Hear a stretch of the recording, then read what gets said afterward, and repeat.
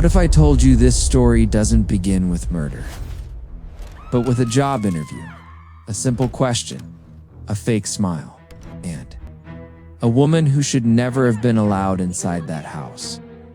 Hey guys, tonight we step into a house that looks clean on the outside but rots from the inside. Trust me, you probably won't survive this mentally, at least. Before we start, if you love deep mysteries, subscribe and join the circle. Now, dim the lights and let's dive in. Millie needed this job. Not wanted it, needed it. A criminal record does that to you. Shrinks your world, turns doors into walls. And when the Winchester family opened theirs, Millie didn't ask questions. That was her first mistake. The mansion was too perfect. White floors, silent halls, smell of lemon cleaner that burned the nose. Rich people don't live like this. They curate it like a museum or a crime scene scrubbed too well. Then there was Nina Winchester, beautiful, erratic, smiling one second, screaming the next. Her eyes darted like she was being followed by something only she could see.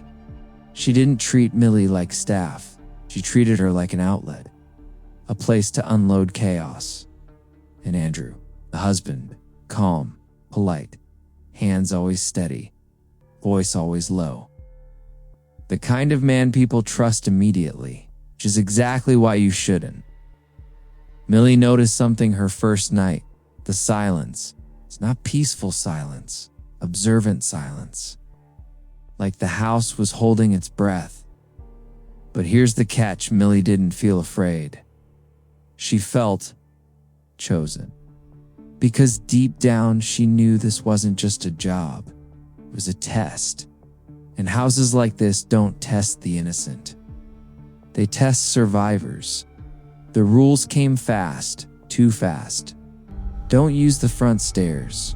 Don't touch Nina's things. Don't ask questions.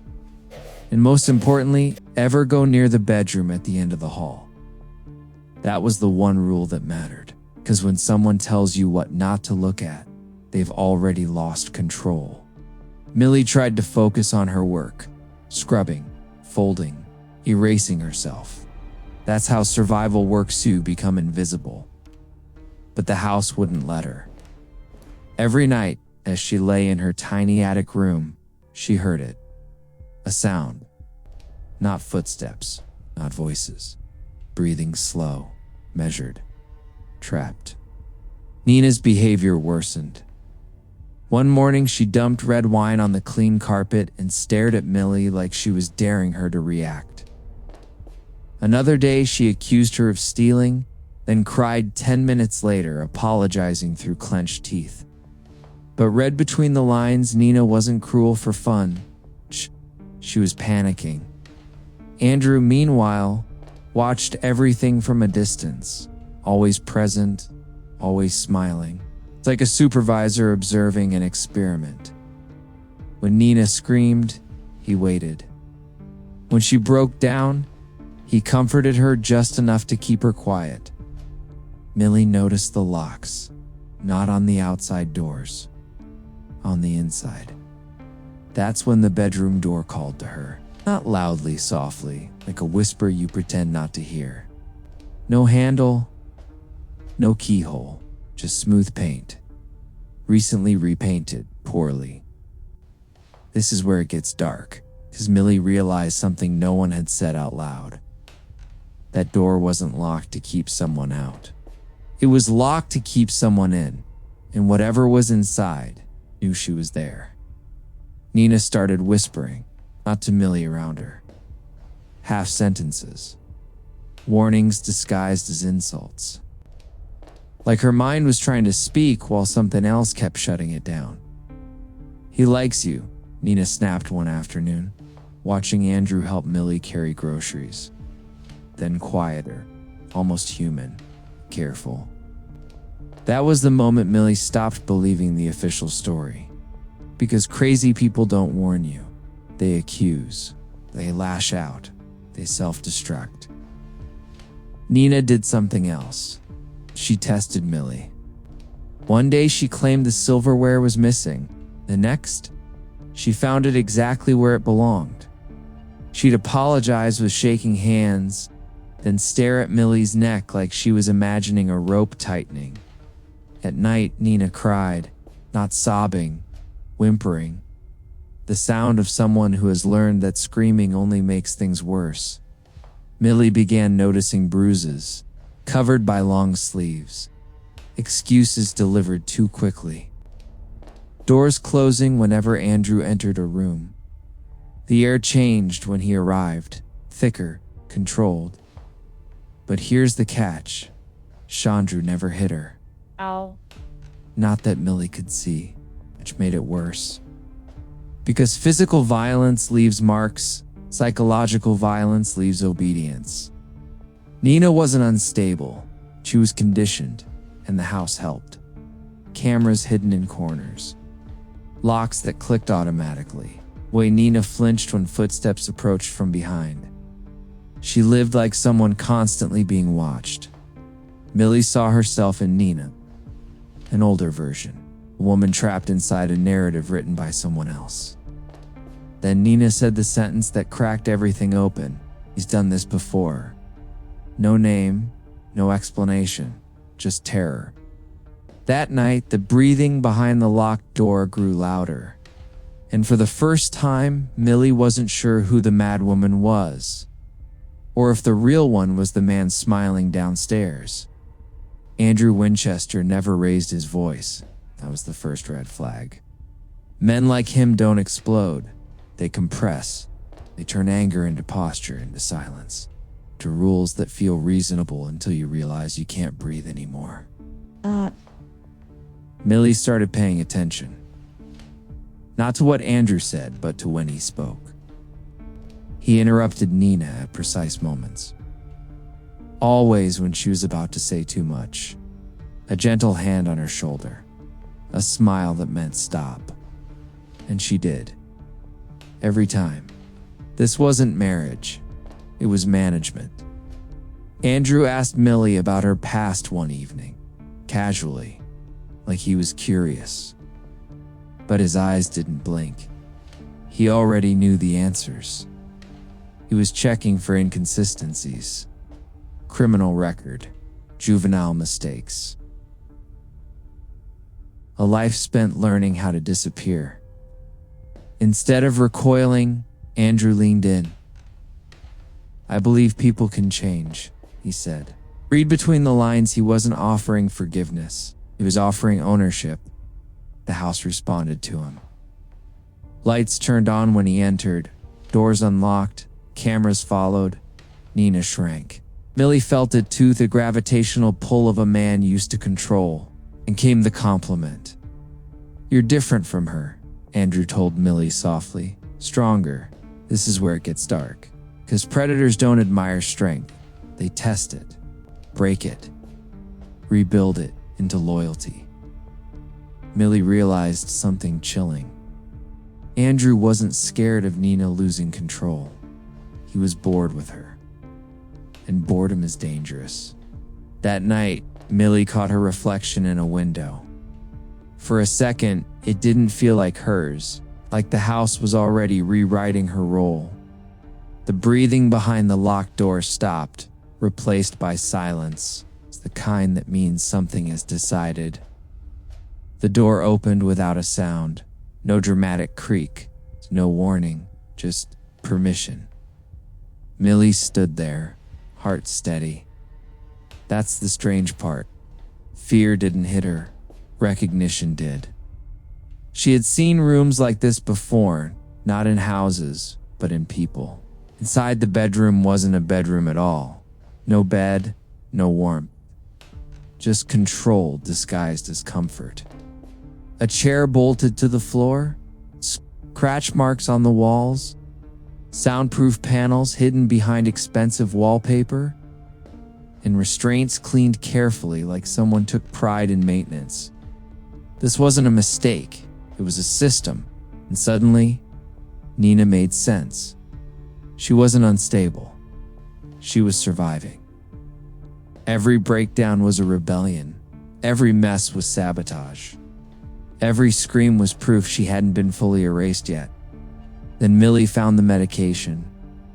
Not antidepressants.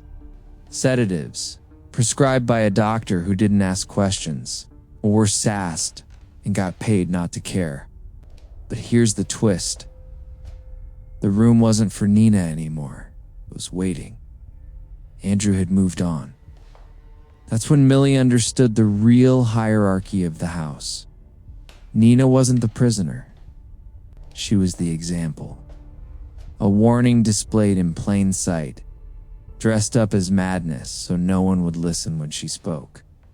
Footsteps echoed behind her. Slow, confident.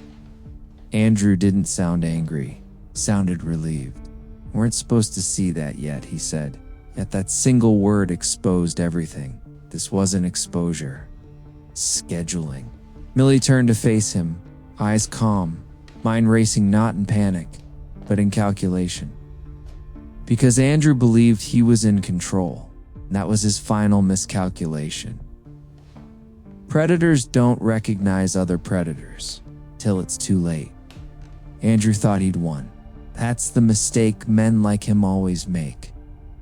They confuse silence with surrender, stillness with weakness.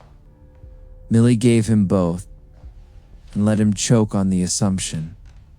Her past wasn't an accident.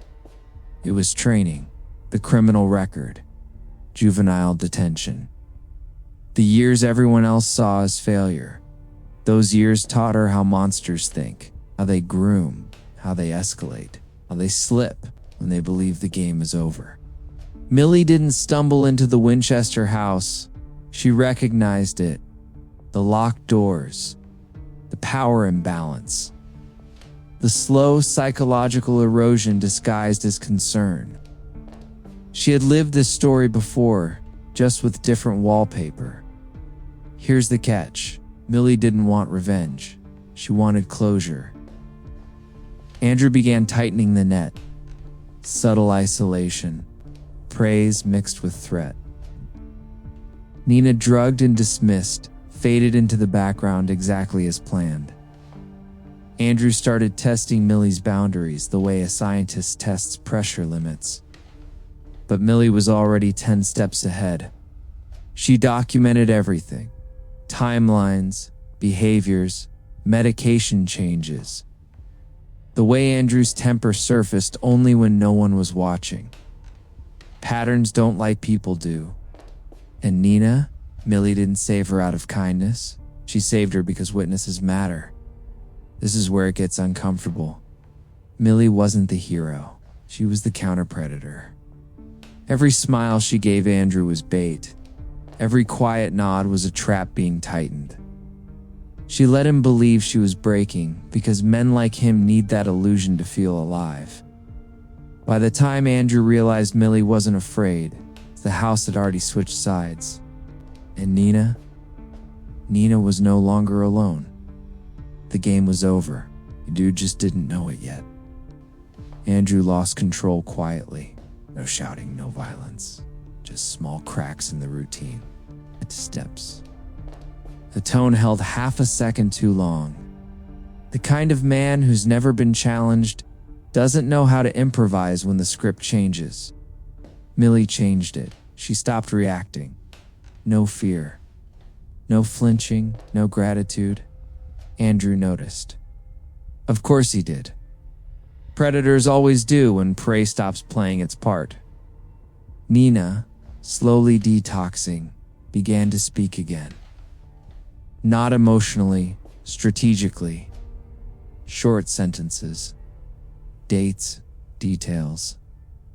Her memory sharpened as the fog lifted, and that terrified Andrew more than screaming ever did, because now there were two of them. The house turned hostile. Doors malfunctioned. Cameras went offline at the wrong moments. Records disappeared. The system Andrew trusted began failing him because it was never designed to handle resistance. Then came the confrontation. Andrew tried to reassert dominance, calm voice, legal threats, Gaslighting sharpened into cruelty. Told Millie no one would believe her. Told Nina she was already documented as unstable.